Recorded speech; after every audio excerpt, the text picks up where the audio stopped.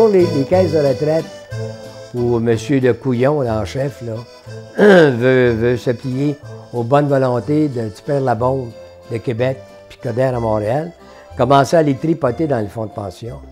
Mais ils le font, Chris, ils le font depuis toujours, tripoter dans les fonds de pension.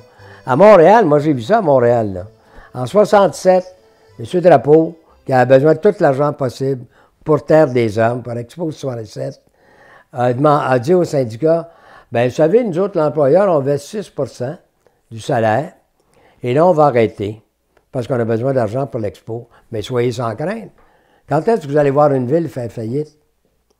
Alors, il n'y a pas de danger. Aussitôt que vous avez des problèmes dans votre fonds de pension, on mettra l'argent qu'il faut là-dedans. Maintenant, c'est ces mêmes personnes-là qui nous accusent, nous autres, de mal gérer nos fonds de retraite. Et, oublions pas aussi, à part de ça, c'est que ces fonds de retraite-là, ce sont des bénéfices gagnés à la table de négociation. C'est pas l'employeur un bon matin qui se dit « Ah, on va vous donner un fonds de retraite. » C'est pas question. C'est du salaire. Ça a été négocié.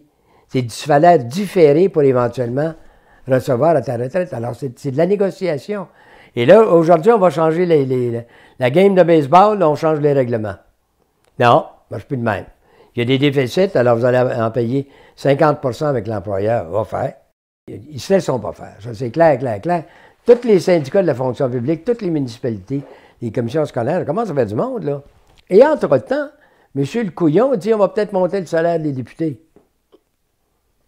Pour moi, son timing n'est pas bien bon. Hein, il va y avoir des petits problèmes, là. Et on regarde, prenons le cas Bolduc. Le cas Bolduc. 215 000 $ le monsieur qui reçoit pour 1500 patients, alors qu'on sait très bien qu'il n'y a pas un médecin au Québec qui est capable d'avoir une clientèle de 1500 patients.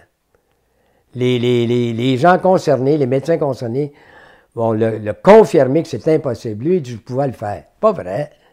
Alors, il a encaissé 215 000 $ comme ça, c'est de fausses représentations. Supposons qu'on lui dit, si tu ne démissionnes pas, faut que tu rembourses le 215 000 en totalité, ou sinon tu démissionnes.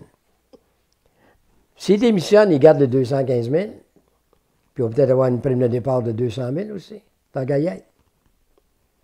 C'est ces gens-là qui vont dire aux gens d'aller venir couper sur vos fonds de pension, ou vous allez payer les déficits des fonds de pension. Il y a un petit problème. Dans l'opinion publique.